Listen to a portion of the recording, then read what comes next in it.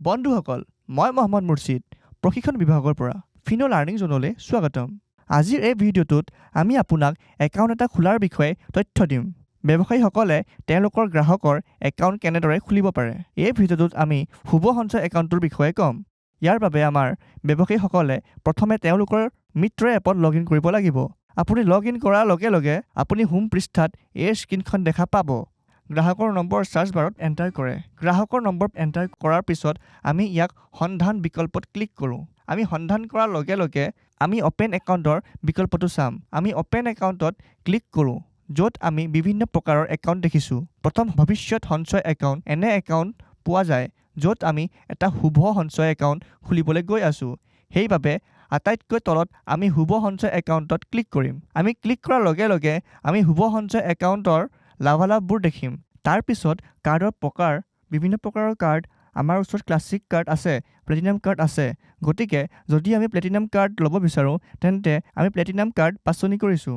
ইয়াৰ পিছত যদি আপুনি আপোনাৰ একাউণ্টটো আধাৰৰ সৈতে লিংক কৰিব বিচাৰে তেন্তে আমি ইয়াত য়েছ কৰি দিম। যদি আমি ডেবিট লাভালাভ বিচাৰোঁ আমি ইয়াক য়েছ কৰি দিওঁ আৰু তাৰ পাছত আমি প্ৰম' কোডলৈ আগবাঢ়ি যাওঁ। ইয়াত প্ৰম' কোডত আমি NA কৰি দিওঁ। তাৰ পিছত eKYCত ক্লিক কৰি দিয়ক। আমি eKYCত ক্লিক কৰাৰ লগে লগে আমাৰ সন্মুখত এখন স্ক্ৰীন আহে য'ত আমি গ্ৰাহকৰ আধাৰ নম্বৰ এণ্টাৰ কৰোঁ। ইয়াত আমি গ্ৰাহকৰ আধাৰ নম্বৰ এণ্টাৰ কৰিছোঁ আৰু ইয়াত আমি 12 ডিজিটৰ আধাৰ নম্বৰ এণ্টাৰ কৰিম। ইয়াত আধাৰ নম্বৰ এণ্টাৰ কৰাৰ পিছত আমি নেক্সট কৰিম। ইয়াত আমি আধাৰ নম্বৰ এণ্টাৰ কৰাৰ পিছত নেক্সট কৰি দিলোঁ আৰু গ্ৰাহকৰ আঙুলিৰ প্ৰিণ্ট বিচৰা হয়। গ্ৰাহকৰ আঙুলিৰ প্ৰিণ্ট লগাই দিছোঁ আৰু বিৱৰণবোৰ ফেচ হৈ আধাৰত আপোনাৰ স্ক্ৰীনৰ সন্মুখত আহিছিল। আপুনি ফটোখন ইয়াত চাব পাৰে। যদি ফটোখন সৰু হয় তেন্তে আপুনি ফটোখন সলনি কৰিব লাগিব। ইয়াত নাম, জন্ম তাৰিখ সকলো বস্তুবোৰ ওলাই আহিছে। ইয়াত আমি কিছুমান বিৱৰণ পূৰণ কৰিব লাগিব। উদাহৰণস্বৰূপে ইমেইল ID, মাতৃৰ মেইডেন নেম, জীৱিকা, এই সকলোবোৰ আমি পূৰণ কৰিব লাগিব। গতিকে প্ৰথমে ইয়াক চাওঁ আহক। চাওক, ইমেইল ID আছে, মাতৃসকলৰ মেইডেন নাম আছে। ইয়াত মাদাৰ্ছ মেইডেন নামত আমি গ্ৰাহকৰ মাতৃৰ নাম এণ্টাৰ কৰিম। গতিকে ইয়াত আমি গ্ৰাহকৰ মাকৰ নাম এণ্টাৰ কৰিছোঁ। ইয়াত আমি মাকৰ নাম এণ্টাৰ কৰিলোঁ আৰু তাৰ পিছত আমি ইমেইল ID এণ্টাৰ কৰিম। যদি আমাৰ ওচৰত থাকে আমি ইয়াত ইমেইল ID এণ্টাৰ কৰিম আৰু ইমেইল ID এণ্টাৰ কৰোঁতে আপুনি সঠিক আখৰটো এণ্টাৰ কৰাৰ প্ৰতি মনোযোগ দিব লাগিব যাতে কোনো ভুল নহয়। আৰু এনেদৰে আমি ইয়াত ইমেইল ID সঠিক উপায়েৰে এণ্টাৰ কৰি আছোঁ আৰু আমি ইয়াত ইমেইল ID এণ্টাৰ কৰিম। এণ্টাৰ কৰাৰ পিছত আমি অকুপেশ্যন অপশ্যন পাম। কি ব্যৱসায়ী নে বেতনভোগী ব্যক্তি, কৃষি সম্পৰ্কীয় কাম কৰে, ইয়াত স্ব-নিয়োজিত আছে। সেয়েহে আমি স্ব-নিয়োজিতসকলৰ ওপৰত ক্লিক কৰিম আৰু মেইলিং ঠিকনাবোৰ আধাৰৰ পৰা বিন, সেয়েহে আমি ইয়াত ক্লিক কৰিলোঁ। ইয়াৰ পিছত আমি গ্ৰাহকৰ আঙুলিৰ প্ৰিণ্ট ল'ম। আমি গ্ৰাহকৰ আঙুলিৰ প্ৰিণ্ট লৈ জমা দিলোঁ। ইয়াত আপুনি ইয়াক দাখিল কৰিম। আমি দাখিল কৰাৰ লগে লগে আমাক পেনৰ বিৱৰণ সোধা হ'ব। আমি প্ৰথমে যদি আপোনাৰ ওচৰত পেন আছে তেন্তে পেন নম্বৰ, বা যদি আপোনাৰ পেন নাই তেন্তে আমি প্ৰথমে ফৰ্ম 60 পূৰণ কৰোঁ।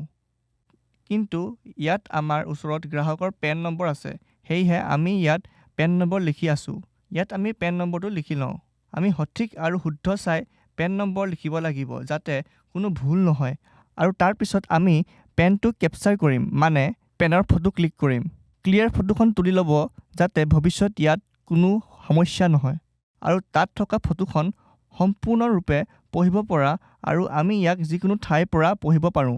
আৰু ফটোখন এনেদৰে ক্লিক কৰক যাতে চাৰিওটা কোণ ইয়াৰ আৱৰণ হৈ পৰে। গতিকে আমি ফটোখন ইয়াত ক্লিক কৰিলোঁ আৰু আপুনি দেখিব পাৰে যে ক্ৰপৰ জৰিয়তে আমি এই ফটোখন ছেট কৰিছোঁ আৰু আমাৰ ওচৰত উপলব্ধ 4টা কোণ চাওঁ আৰু সেইবোৰ পঢ়িব পৰাও আছে। এনেদৰে আমি স্পষ্ট ফটোখন তুলিব লাগিব। তাৰ পিছত আমি ইয়াক অপেন কৰি ল'লোঁ।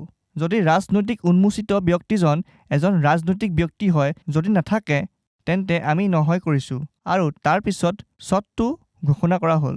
আৰু তাৰ পিছত মনোনীত ব্যক্তিজনৰ ঠিকনা হৈছে যদি গ্ৰাহকৰ ঠিকনাৰ সৈতে একেই, সেয়েহে আমি টিক চিহ্নত ক্লিক কৰিছোঁ আৰু তাৰ পিছত আমি মনোনীত ব্যক্তিৰ নাম উল্লেখ কৰিম। ইয়াত আমি মনোনীত ব্যক্তিৰ নাম উল্লেখ কৰিলোঁ। মনোনীত ব্যক্তিৰ নাম উল্লেখ কৰাৰ পিছত তেওঁলোকৰ সম্পৰ্ক কি, মনোনীত ব্যক্তিৰ নামেৰে ইয়াত এণ্টাৰ কৰিম। ইয়াৰ পাছত মনোনীত ব্যক্তি যি জন্ম তাৰিখ আছে সেইটো কি, সেইবোৰ আমি ইয়াত এণ্টাৰ কৰিম। এনেদৰে আমি ইয়াত মনোনীত ব্যক্তিৰ জন্ম তাৰিখটো এণ্টাৰ কৰিলোঁ। তাৰ পিছত কিছুমান সাধাৰণ বিৱৰণ আছে যাক আমি ফিল আপ কৰোঁ। ইয়াত চাওক কিমানজন সদস্য আছে, উপাৰ্জনকাৰী এজন বা দুজন আছে, যিয়ে নহওক সেইবোৰ আমি লিখিম। আমি ইয়াত এণ্টাৰ কৰিম বছৰেকীয়া ইনকম। তাৰপিছত আমি নেক্সট কৰিলোঁ। তাৰপিছত কিটৰ বিৱৰণলৈ আহিল। এতিয়া আমাৰ ওচৰত স্বাগতম কিট আৰু ডেবিট কাৰ্ড আছে, যিবোৰ আমি একাউণ্টটো খোলাৰ পিছত গ্ৰাহকক লগালগ দিওঁ। সেয়েহে আমি ইয়াত এণ্টাৰ কৰিম।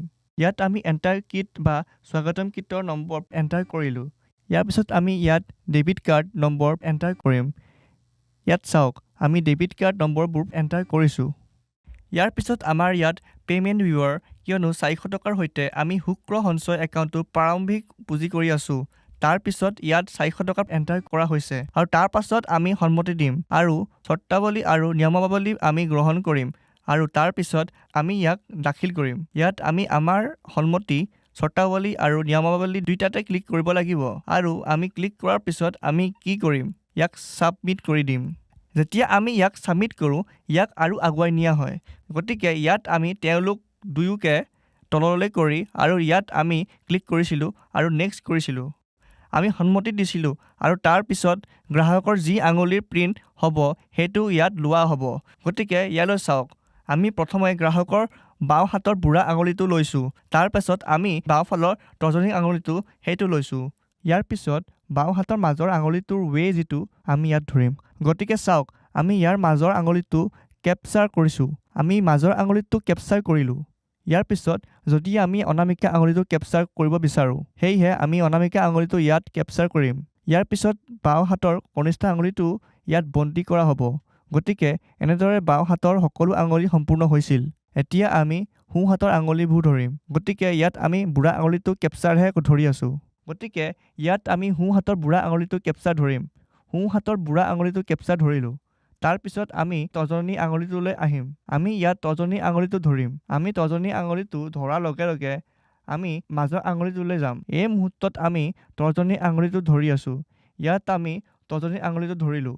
ইয়াৰ পিছত আমি সোঁ হাতৰ মাজৰ আঙুলিটো ধৰিম। তাৰ পাছত সোঁ হাতৰ মাজৰ আঙুলিটো কেপচাৰ কৰা হৈছিল আৰু তাৰ পিছত আমি অনামিকা আঙুলিৰ ফালে গৈছিলোঁ আৰু অনামিকা আঙুলিটো ধৰি কেপচাৰ কৰা হ'ব আৰু তাৰ পিছত কণমানি আঙুলিটোৰ ফালে যাব আৰু ইয়াত আমি কনিষ্ঠ আঙুলিটো ধৰিছিলোঁ। আমি ইয়াত সন্মতি দিছিলোঁ আৰু তাৰ পিছত নেক্সট কৰিছিলোঁ। আমি নেক্সট কৰাৰ লগে লগে গ্ৰাহকৰ আঙুলিটো প্ৰিণ্টটো বিচাৰিব। আমি গ্ৰাহকৰ আঙুলি প্ৰিণ্ট দিছিলোঁ আৰু ইয়াৰ পিছত OTP গ্ৰাহকৰ মোবাইলৰ নম্বৰত আহিব। গ্ৰাহকে আমাক OTP নিশ্চিত কৰিলে আৰু OTP নিশ্চিত হোৱাৰ লগে লগে গ্ৰাহকৰ একাউণ্ট খোলা হ'ব আৰু এনেদৰে আপুনি এটা অ'পেন একাউণ্ট বাৰ্তাও দেখিব। এনে ভিডিঅ' চাবলৈ আমাৰ ফিনো পে'মেণ্ট বেংক ইউটিউব চেনেলটো ছাবস্ক্ৰাইব কৰক। ধন্যবাদ।